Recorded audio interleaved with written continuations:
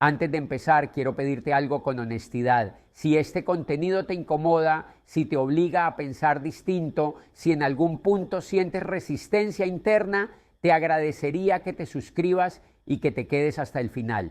Este capítulo es uno de los más incómodos de toda la serie, porque toca una verdad que rara vez se dice en voz alta.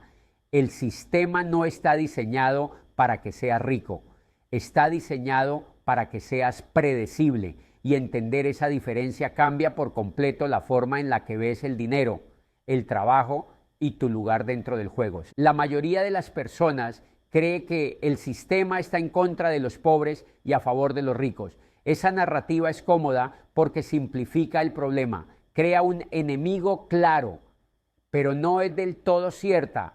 El sistema no odia a los pobres ni ama a los ricos. El sistema tolera ambos extremos. Lo que no tolera bien es la imprevisibilidad. Lo que realmente le incomoda es la conciencia. Porque la conciencia rompe patrones y los patrones son la base del control. La pobreza, aunque dura y cruel, es predecible. Una persona pobre atrapada en la urgencia constante es fácil de anticipar. Necesita trabajar, necesita ingresos inmediatos, necesita estabilidad básica. No tiene margen para cuestionar mucho, vive reaccionando. El sistema sabe cómo tratar con eso, tiene reglas, asistencia, límites claros. Todo encaja dentro del modelo. La riqueza tradicional también es, en muchos casos, predecible. No toda, pero mucha sí. Grandes patrimonios que se mueven dentro de estructuras conocidas, que respetan reglas no escritas, que juegan con abogados, contadores y lógicas establecidas. Esa riqueza no desordena el sistema, lo refuerza, invierte, consume, financia, reproduce el modelo. Es visible, medible, gestionable. Lo que desordena el sistema no es el dinero en sí, es la pérdida de previsibilidad. Es la persona que no responde como se espera, que no se mueve solo por salario, que no depende exclusivamente de una estructura, que puede decir que no entra en pánico con facilidad, que entiende las reglas y por lo tanto puede elegir cuándo seguirlas y cuándo no. Aquí es donde la conspiración de los ricos de Robert Kiyosaki apunta a algo más profundo. El verdadero conflicto no es entre ricos y pobres, es entre conscientes y predecibles. El sistema funciona mejor cuando las personas son fáciles de anticipar, cuando reaccionan igual ante los mismos estímulos.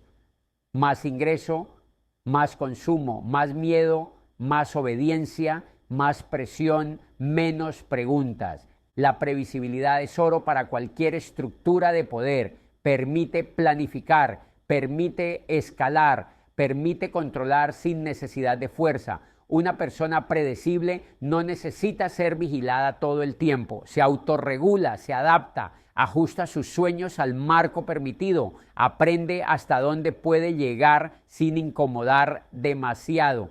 La riqueza consciente, en cambio, es incómoda, no porque sea rebelde, sino porque no responde automáticamente, no sigue el guión completo. No acepta cualquier intercambio, no se deja empujar solo por incentivos básicos, puede esperar, puede negociar, puede salir del camino marcado y eso introduce incertidumbres. Por eso el sistema no quiere que seas rico en el sentido profundo, quiere que seas funcional, que tengas lo suficiente para no rebelarte, pero no tanto criterio como para cuestionar. Quiere que aspires, pero dentro de los límites, que progreses, pero sin cambiar la estructura, que ganes más, pero de la misma forma.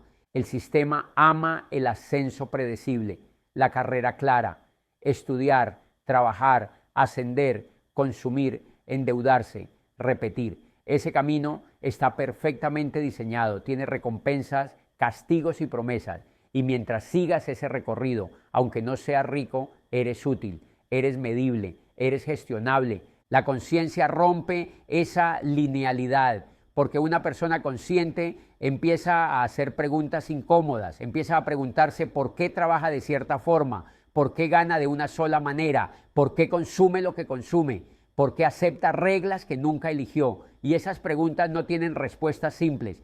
El sistema tolera a los ricos tradicionales porque en el fondo suelen jugar dentro del mismo marco, usan estructuras legales, financieras y sociales que refuerzan el modelo, pero teme a las personas que entienden el modelo sin necesidad de pertenecer a una élite, personas que entienden impuestos, activos, pasivos, flujos, incentivos, personas que no se identifican completamente con su rol laboral, personas que pueden moverse lateralmente. La riqueza consciente no siempre se nota, no siempre es ostentosa, a veces es silenciosa, a veces es simplemente margen, tiempo, capacidad de elección. Y eso es lo más peligroso de todo, porque no se puede detectar fácilmente, no se puede etiquetar rápido, no se puede encasillar. El sistema prefiere extremos claros, muy pobres, muy ricos, clases medias endeudadas. Todo eso es legible. Lo que no es legible es alguien que no responde igual al miedo, al incentivo o a la presión social. Alguien que no necesita demostrar, alguien que no entra en pánico, alguien que no corre detrás de cada promesa.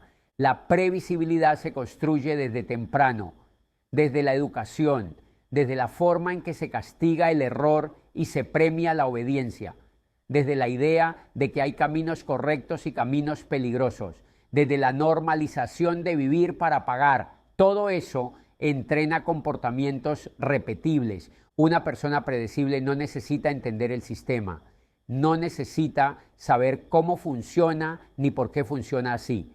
Solo necesita adaptarse a lo que tiene delante, ajustar su comportamiento a las reglas visibles, cumplir expectativas, reaccionar a los incentivos y evitar los castigos. Y mientras esa adaptación sea constante, el sistema la sostiene, no la cuestiona, no la expulsa, la integra. La adaptación constante suele confundirse con inteligencia, porque desde afuera se ve como habilidad para sobrevivir, para saber moverse, para no quedarse atrás, pero muchas veces no es más que supervivencia sofisticada. No nace del criterio, nace del miedo a perder estabilidad, no surge de la comprensión, sino de la necesidad de encajar. Y aunque eso funcione, aunque permita avanzar dentro de ciertos límites, no libera.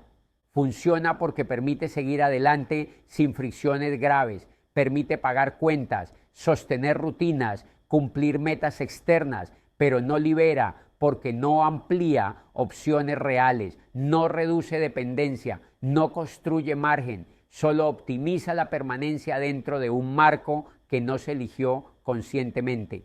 La persona que solo se adapta vive reaccionando, cambia de conducta cuando cambian las reglas, pero no participa en su diseño.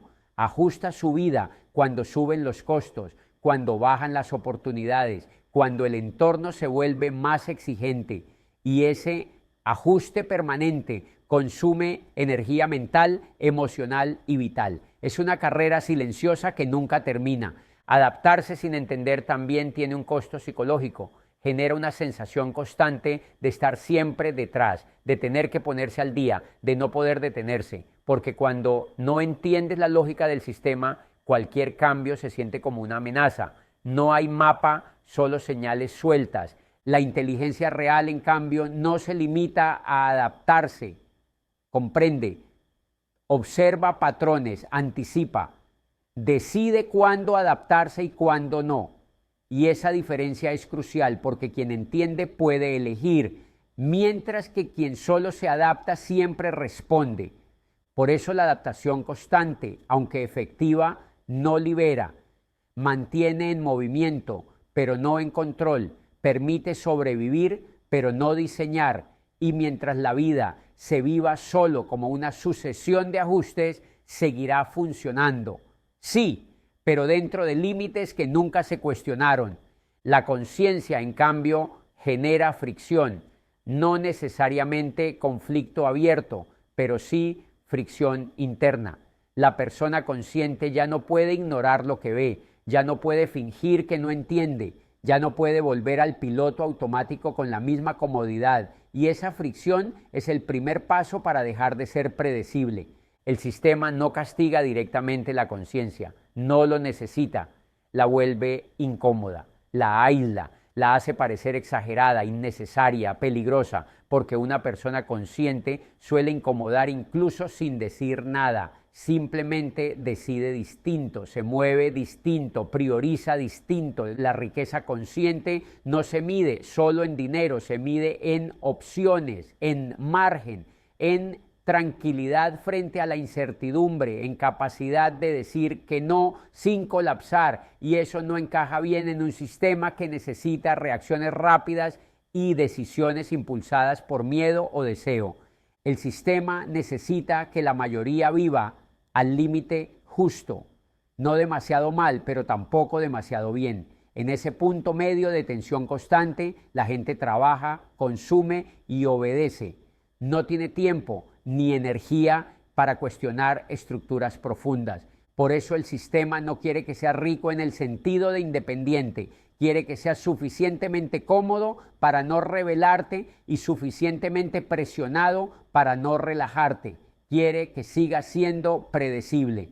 Cuando alguien deja de ser predecible, incluso sin romper reglas, se vuelve un problema, porque ya no responde igual, no compra por impulso, no acepta cualquier condición, no se asusta con facilidad, no se mueve solo por comparación, y eso reduce la efectividad de los mecanismos de control. La conciencia no es un estado permanente de rebeldía ni una postura de confrontación constante. No implica vivir en contra de todo ni rechazar cada norma por principio. Esa caricatura es cómoda porque permite desestimar la conciencia como algo exagerado o peligroso. Pero la conciencia real es mucho más silenciosa y mucho más profunda. Es, ante todo, un estado de observación. Observar implica detenerse, mirar cómo funcionan las cosas sin reaccionar de inmediato, ver patrones, incentivos, repeticiones, notar qué comportamientos se premian y cuáles se castigan, entender por qué ciertas decisiones parecen normales y otras se sienten riesgosas, incluso cuando no lo son tanto. Esa observación ya es disruptiva porque rompe el piloto automático.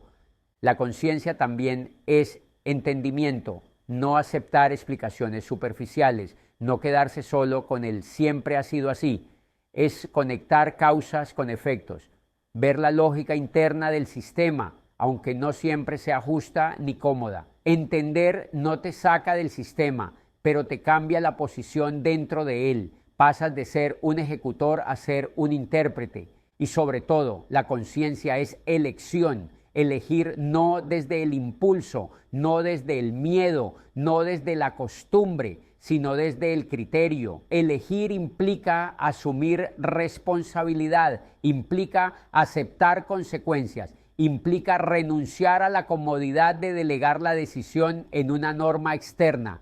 Y eso es exactamente lo que más desordena un sistema basado en la reacción automática.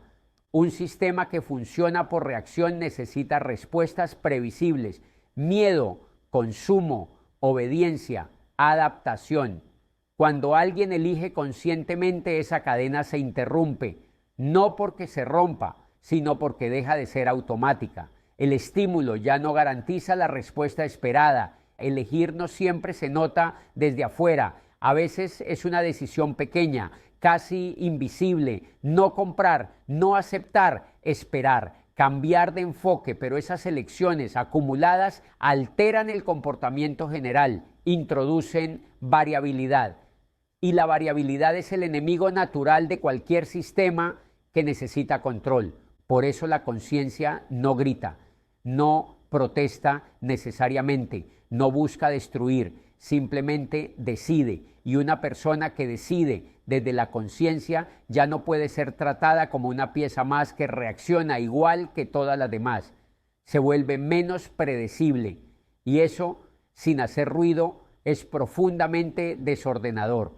Este capítulo no busca decirte que el sistema es un villano consciente ni que hay una mano oscura controlándolo todo. Busca mostrar algo más sutil.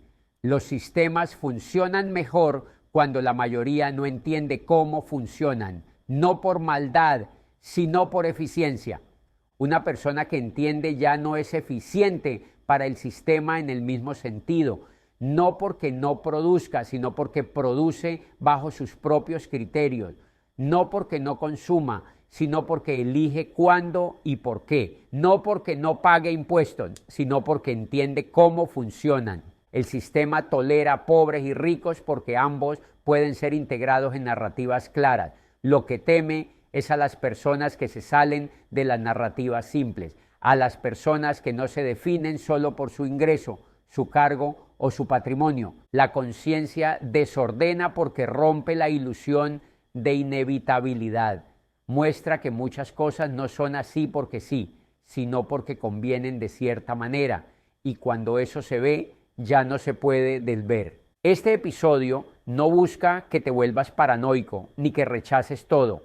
Busca que observes, que notes cuando reaccionas automáticamente, que detectes cuántas decisiones tomas por miedo a salirte del molde, que te preguntes si estás siendo predecible o consciente, porque al final el sistema no necesita que seas rico, necesita que seas funcional, que juegues el juego sin entenderlo demasiado, que avances sin cuestionar la estructura, y el día que empiezas a entenderla, aunque sigas dentro, ya no juegas igual.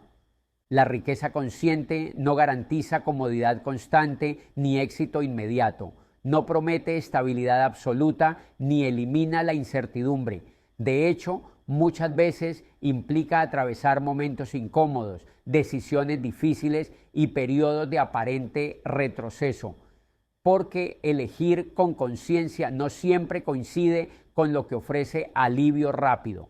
A veces implica ir contra la corriente, esperar cuando otros corren, renunciar a ciertas seguridades para ganar margen a largo plazo. Tampoco garantiza reconocimiento externo. La riqueza consciente suele ser silenciosa, no siempre se ve, no siempre se celebra, no siempre encaja en los símbolos tradicionales de éxito, y eso puede resultar incómodo en una cultura que mide el valor por lo visible, pero su valor no está en la apariencia, está en la estructura que sostiene la vida de quien la construye. Lo que sí garantiza es algo mucho más difícil de obtener y mucho más poderoso: criterio propio, la capacidad de analizar una situación sin reaccionar de inmediato, de distinguir entre una oportunidad real y una distracción bien presentada, de decidir desde el entendimiento y no desde el miedo, la comparación o la presión social. Ese criterio no se puede imponer desde afuera ni quitar fácilmente desde adentro. Se construye con comprensión, experiencia y reflexión. Y una vez que existe, cambia la forma en que una persona se mueve por el mundo. Ya no responde igual a los mismos estímulos. Ya no se activa automáticamente ante promesas, amenazas o expectativas ajenas. Una persona con criterio propio es, por definición, menos predecible. No porque sea caótica, sino porque no sigue siempre el mismo patrón. Puede decir que sí cuando otros dicen que no, y decir que no cuando todos esperan un sí. Puede esperar, puede ajustar, puede cambiar de rumbo sin necesidad de justificarse constantemente, y esa imprevisibilidad es lo que el sistema no controla fácilmente, porque no se basa en rebeldía ruidosa ni en rechazo frontal, sino en elecciones conscientes, en decisiones que no encajan del todo en el guión previsto, en una vida que se construye desde la comprensión, no desde la reacción. Por eso la riqueza consciente no necesita imponerse ni proclamarse. Se nota en la tranquilidad con la que alguien decide, en la forma en que gestiona la incertidumbre, en la capacidad de no ser arrastrado por cada cambio externo. Y aunque no garantice comodidad permanente, sí garantiza algo más raro y más valioso: una vida vivida desde el criterio propio, no desde la previsibilidad que el sistema espera. Y eso es lo que realmente desordena, no el dinero, no el estatus, no la rebeldía ruidosa, sino la conciencia silenciosa de alguien que entiende el juego, decide cuándo participar y cuándo no, y construye su vida sin necesidad de seguir exactamente el camino que le dijeron que era el único posible. Ese es el tipo de riqueza que no se presume ni necesita demostrarse, no se exhiben símbolos externos ni se valida con comparaciones constantes. Muchas veces pasa desapercibida, incluso para quienes la rodean, pero actúa en silencio de forma constante, moldeando decisiones, abriendo opciones y evitando errores que con el tiempo marcan diferencias enormes. Es una riqueza que no busca aprobación, porque no depende de ellas y justamente por eso cambia destinos, no de manera espectacular ni inmediata, sino de forma acumulativa, en la manera en que alguien elige dónde poner su tiempo, a qué decir que no, cuándo esperar y cuándo avanzar, en la capacidad de sostener el rumbo propio sin necesidad de justificarlo todo. Esos pequeños actos repetidos durante años llevan a lugares muy distintos. Es también la riqueza que el sistema no sabe manejar del todo, porque no encaja en sus métricas habituales, no se puede programar desde incentivos simples ni dirigir solo con miedo o recompensa, no responde siempre igual ante las mismas presiones, no se activa automáticamente con promesas de consumo ni se paraliza fácilmente con amenazas de escasez. No se puede anticipar porque no sigue un guión fijo, no se mueve únicamente por necesidad ni por estatus, evalúa, observa, decide y esa variabilidad introduce algo que los sistemas de control evitan: incertidumbre real, no la incertidumbre del mercado, sino la incertidumbre del comportamiento humano consciente. Tampoco se puede controlar con las herramientas de siempre, porque esas herramientas funcionan mejor cuando hay reacción automática, miedo, deseo, urgencia, comparación. Una persona con este tipo de riqueza puede sentir miedo, deseo o urgencia, pero no obedece de inmediato.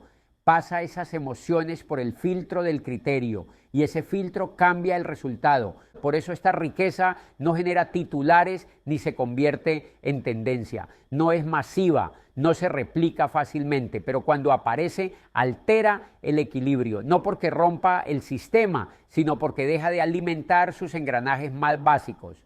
Y en ese gesto silencioso, sin confrontación directa, se redefine el destino de quien la construye.